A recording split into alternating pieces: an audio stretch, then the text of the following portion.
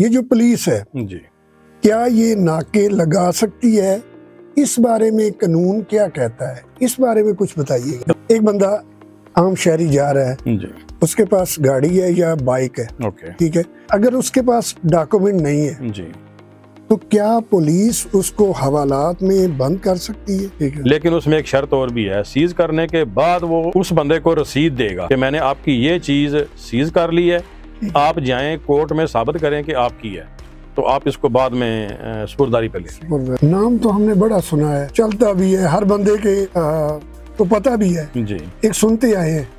ये FIR जो है ये क्या चीज होती है, इसके बारे में थोड़ा डिटेल से नाजरीन को बताएं। अस्सलाम वालेकुम नाजरीन, आपका मेजबान अरशद चौधरी आज एक नए प्रोग्राम और एक नए मेहमान के साथ हाजिर हिदमत है। आज मेरे साथ जो मेहमान शख्सियत मौजूद है किसी तारफ की मुताज नहीं, वकालत के शोबे से रिलेटेड है, इनसे आपकी मुलाकात कराते हैं।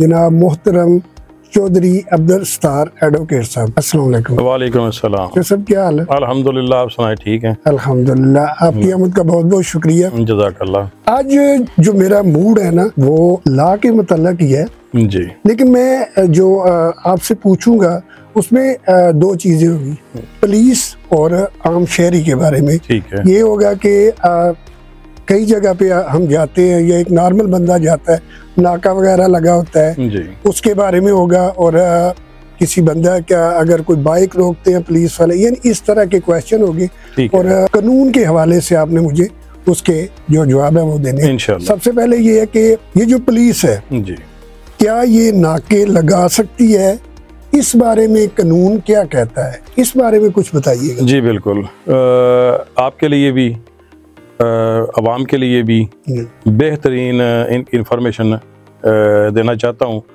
कि आप भी ले लें, अवाम भी ले लें। एक छोटी सी बुक है, पुलिस आर्डर 2002, पुलिस आर्डर 2002। ठीक हो गया। ये हर अवाम को भी पढ़नी चाहिए, हर बंदे को पढ़नी चाहिए।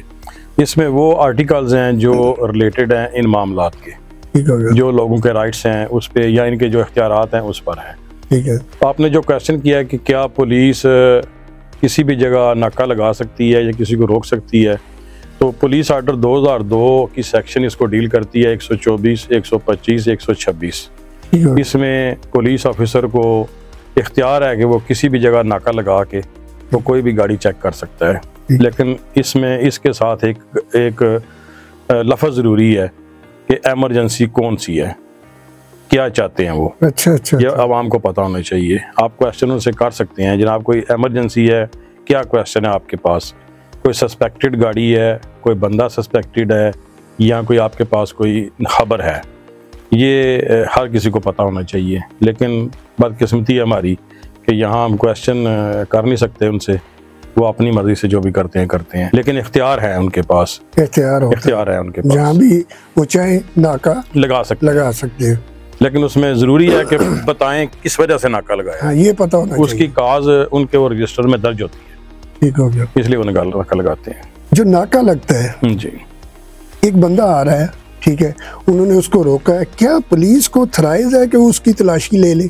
जी बिल्कुल, वही मैंने जो सेक्शन अर्ज किया कि 125, ठीक है, 124 को सस्पेक्टेड आ गया, ठीक है, गाड़ी की तलाशी, उसमें जो भी हाज़र वहाँ मौके पे होता है, वो बेशक सिपाही हो, वो अंडर ऑब्जर्वेशन या अंडर सुपरविजन जो हेड होता है डिपार्टमेंट इसके पुलिस का, वो आज का हमारे डिस्ट्रिक्ट लेवल पे DPO साहब हैं, वो इनको हेड करते हैं, उनकी हुक्म की रोशनी में सारा कुछ होता है। वो बिल्कुल तलाशी ले सकता है, लेकिन फिर वही मैं जवाब दूंगा कि तलाशी लेने से पहले वो बताएगा कि मेरे पास ये इंफॉर्मेशन है।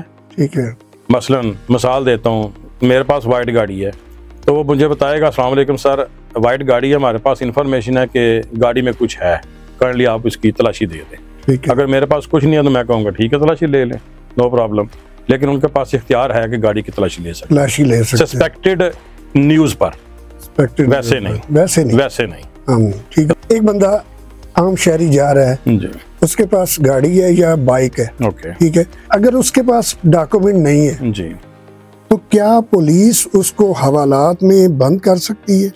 जी बड़ा अच्छा क्वेश्चन है।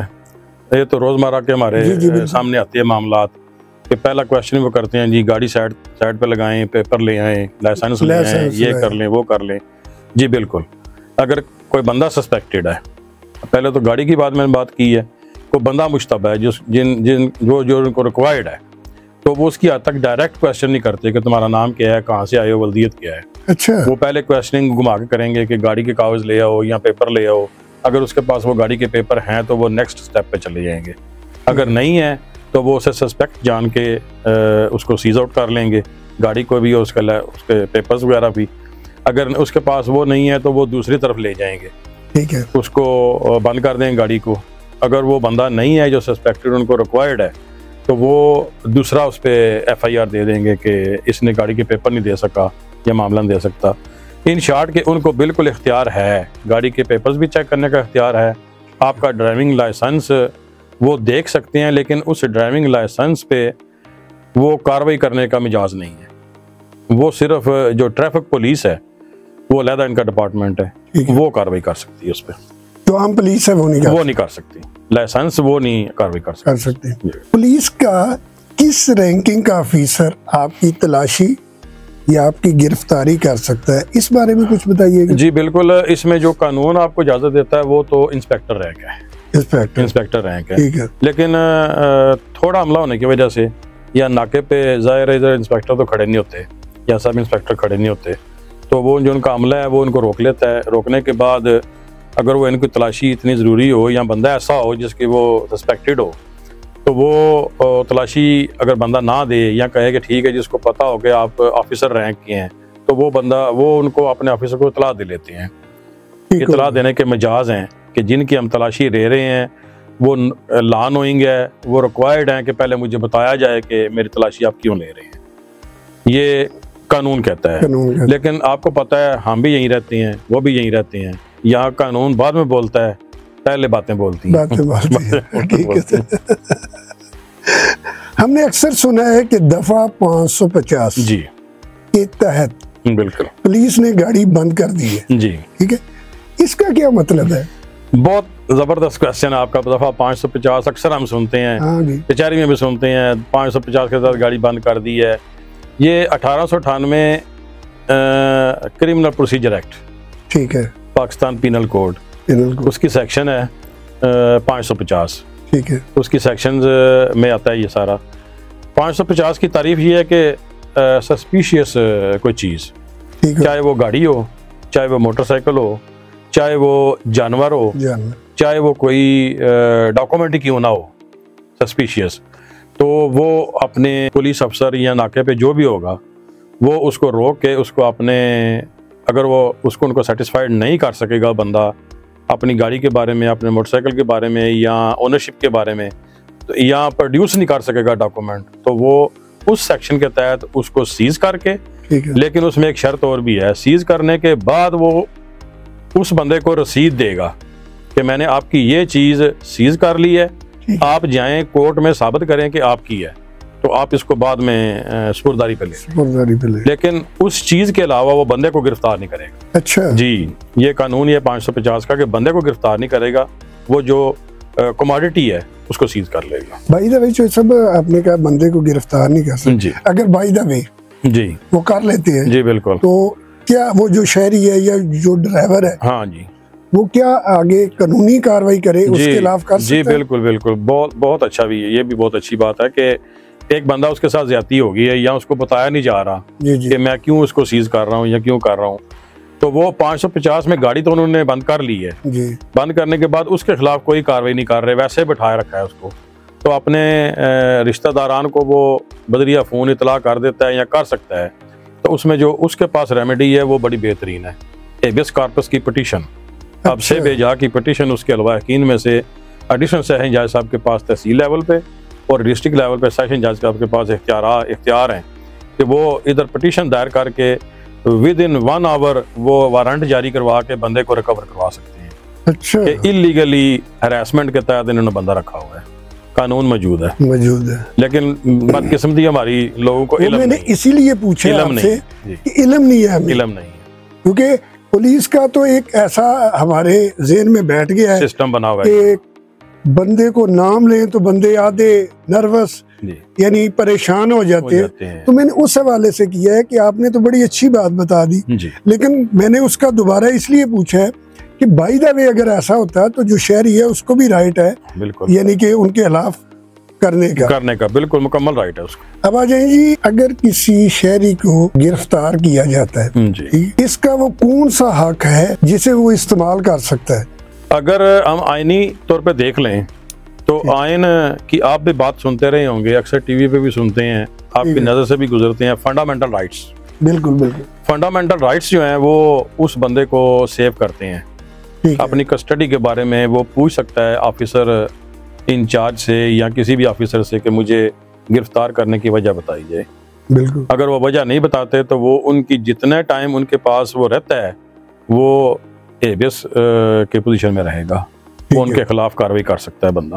ठीक हो गया। उनके खिलाफ कार्रवाई करने के लिए बड़ा अच्छा इसी में सेक्शन है पुलिस आर्डर 2002 में, सेक्शन 155 है, 56 है, 57 है, 155C ये इसको डील करती है। कोई भी पुलिस ऑफिसर अगर अपने इख्तियारात की तजावज़ करता है तो वो जो एडिशनल सेशन जज साहब हैं तहसील लेवल पे या डिस्ट्रिक्ट जज हैं डिस्ट्रिक्ट लेवल पे, उनके पास उस पुलिस ऑफिसर के खिलाफ पटिशन दायर करके साबित किया जा सकता है कि मुझे इसने इस इलीगल एक्ट में रखा है और अपने इख्तियारात का नजायज़ फायदा उठाया, उसमें सजा हो जाती है। सजा हो जाती है। अब आ जाइए, ये नाम तो हमने बड़ा सुना है, चलता भी है, हर बंदे के को पता भी है जी, एक सुनते आए हैं। ये FIR जो है ये क्या चीज होती है, इसके बारे में थोड़ा डिटेल से नाजरीन को बताएं। जी बिल्कुल, क्योंकि हमारी तो रूटीन है, हम तो रोज देखते हैं कचहरी में FIR सुनते रहते हैं। इसमें एक लफ्ज मैं बोलने लगा हूँ, कॉग्निजेबल ऑफेंस, ठीक हो गया, काबिले गिरफ्त जराइम, उसमें FIR होती है। ठीक है। जो नाकाबिले गिरफ्त जराइम होते हैं वो भी होते हैं नॉन कॉग्निजेबल ऑफेंसेस, उसमें FIR नहीं होती, उसमें जस्ट एप्लीकेशन या एक रपट या एक मार्क लिख के वो पुलिस वाले कहते हैं, दोनों को कहते हैं कि दोनों सही हो जाओ, ये काम ना करो। अब जो कॉग्निजेबल ऑफेंस हैं या नॉन कॉग्निजेबल ऑफेंस है ये भी बताता चलूँ ताकि देखने वाले इल्म में इजाफा हो जाए। नॉन कॉग्निजेबल ऑफेंस ये होते हैं कि मैं जा रहा हूँ, मेरा किसी ने रास्ता रोक के बोला है ओए इधर नहीं जाना, कुछ भी नहीं हुआ, हमारी लड़ाई नहीं हुई, सिर्फ ज़बान उसने मेरे साथ गलत इस्तेमाल की है, तो अगर मैं ये जाके थाने में बोलूँगा कि मेरे साथ इसने बदतमीज़ी की है तो इसका नॉन कॉग्निजेबल ऑफेंस में आएगा। वो पुलिस अफसर इंचार्ज जो है वो बुला के कह सकता है कि तुम आइंदा नहीं करना, ये non minor offences, warning offences. ये कॉग्निजेबल ऑफेंस होते हैं, उसमें तरीक़ेकार ये है कि रपट के अलावा दरख्वास्त भी होती है और दरख्वास्त के अलावा जो नेक्स्ट स्टेप है वो FIR का है।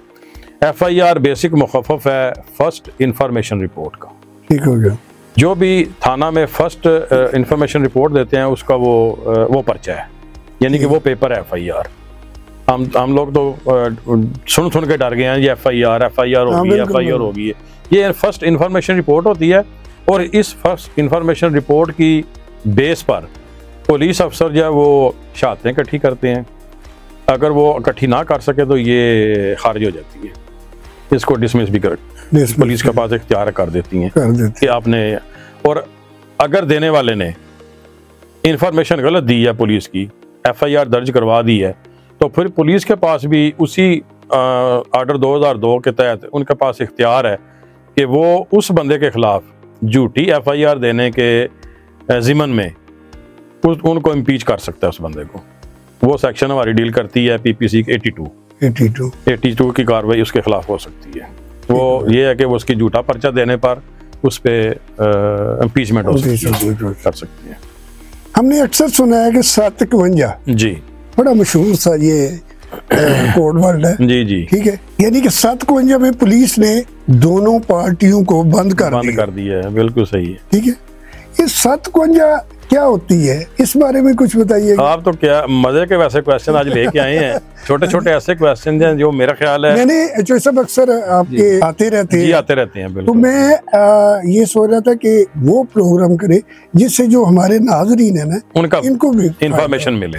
एक रूटीन मैटर तो ऑलरेडी चल रहे हैं जी, बिल्कुल। कहाँ से शुरू किया, क्या किया, कितना अरसा हो गया, ऐसे ही। लेकिन अब मैंने ये सोचा कि लोगों ने मुझे काफी मैसेज किए, काले भी आई हैं, वो कहते हैं जी जो भी शोबे का बंदा आता है ना, उससे कुछ ऐसी गाइडलाइन ले जो जिससे हमें भी फायदा हो। मैंने उस हवाले से इस तरह आपको थोड़ा समझा कि आपके पास कुछ ज्यादा मवाद है, सीनियर भी है, तो मैंने उस हवाले से आपको दोबारा इनवाइट किया ताकि लोगों को ना कुछ इन्फॉर्मेशन मिल सके। बिल्कुल।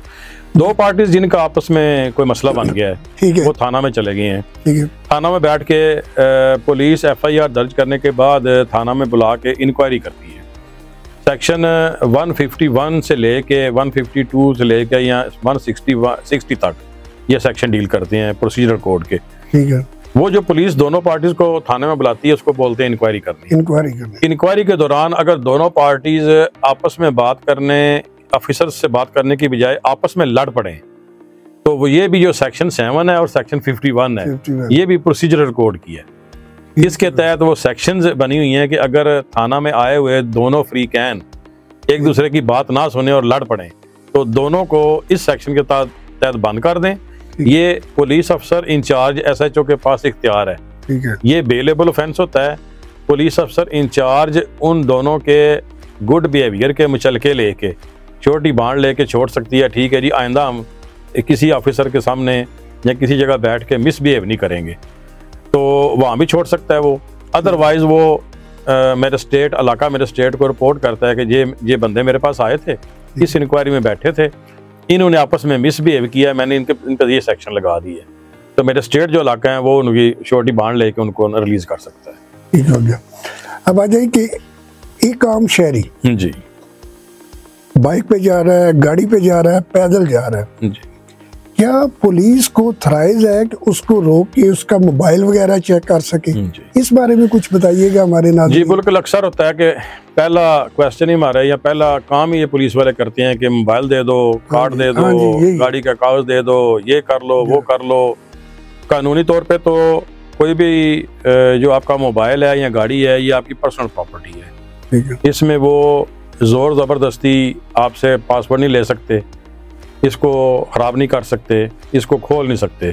ठीक है। हाँ, आपका मोबाइल केप्ट अंडर ऑब्जर्वेशन रख के विद इन 24 आवर्स मजिस्ट्रेट को, इलाका मजिस्ट्रेट को, थाना के इलाका मजिस्ट्रेट को इत्तला देनी होती है कि इस बंदे से हमें इस मकसद की वजह से सस्पेक्टेड या सस्पिशियस कोई भी जुर्म हुआ है जिसमें इसका नाम आया है या मोबाइल आया है, तो हमें ये इसकी इंक्वायरी करने के लिए इस बंदे से हमने ये मोबाइल लिया है, तो इसको हमें फ्रांजिक करने के लिए इजाज़त दी जाए। इजाज़त दी। मजिस्ट्रेट साहब अगर समझेंगे कि ये ज़रूरी है कि इस बंदे को इन्वॉल्व करना ज़रूरी है या एविडेंस ऑन रिकॉर्ड है कि ये बंदा लिंक करता है, तो वो उनकी स्वाबदीद है मजिस्ट्रेट साहब की, वो इख्तियार है उनको, वो इजाज़त दें या ना दें।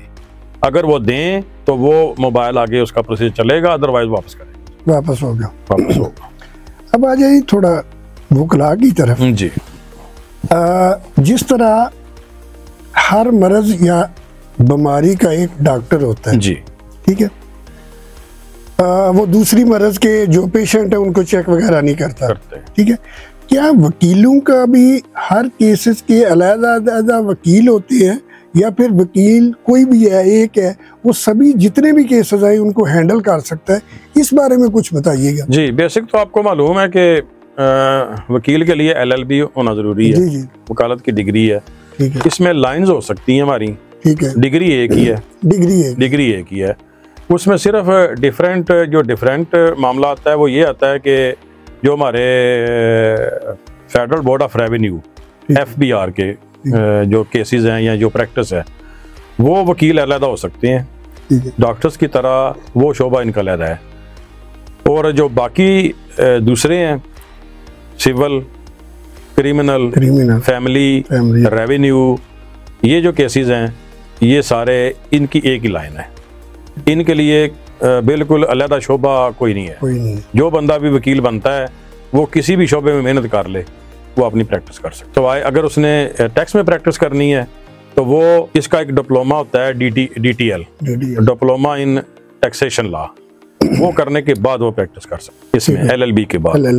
LLB के बाद अगर वो डिप्लोमा टैक्सेशन में नहीं जाना चाहता तो वो दूसरे सिविल लॉ में आ जाए, उसमें डिप्लोमा की ज़रूरत नहीं। इसी तरह इसमें DTL के अलावा कॉर्पोरेट लॉ भी है, ठीक है, जिसमें बड़े शहरों में है, वो भी इसमें भी डिप्लोमा है। अगर वो जाना चाहते हैं तो एक लाइन वो भी है, उधर भी चले जाते हैं। बैंकिंग लॉज हैं, उधर भी चले जाते हैं, लेकिन वो अलहदा 3-4 शाखें हैं, वो बिल्कुल यही वकील होते हैं जिन्होंने LLB की होती है, लेकिन अजाफी डिप्लोमा करके उस लाइन में जा सकते हैं। वरना LLB के बाद ये जो प्रैक्टिस दूसरी है, सिविल की, फौजदारी की या सिविल की या फैमिली की या रेवेन्यू की, इसके लिए किसी डिप्लोमा की जरूरत नहीं। मुख्तसर ये कि वो जरूरी नहीं है, डिप्लोमा होना चाहिए। हाँ जी, ठीक है, डिग्री होनी चाहिए, लॉ की जरूरी नहीं है। तो सब आज मैंने थोड़ा सा प्रोग्राम दूसरे प्रोग्राम से मुख्तलिफ किया है, और मैंने सिर्फ ये सोचा है कि हमारी बातों से जो शहरी हैं इनको इंफॉर्मेशन मिल सके। तो आपने बड़े अच्छे जवाब दिए। मुझे उम्मीद है हमारे नाजरीन को हमारे ये प्रोग्राम पसंद आया होगा। मैं इंशाल्लाह नेक्स्ट गायब गए आपको ज़हमत देता रहूँगा। आपकी आमद का बहुत बहुत शुक्रिया। बहुत शुक्रिया, आपका भी बहुत शुक्रिया कि आपने मुझे ऐसे क्वेश्चंस पूछे जो अवाम के लिए जी और सुनने वालों के लिए वो काबिल फ़हम भी होंगे और मददगार भी होंगे। बहुत शुक्रिया, इंशाल्लाह। मैं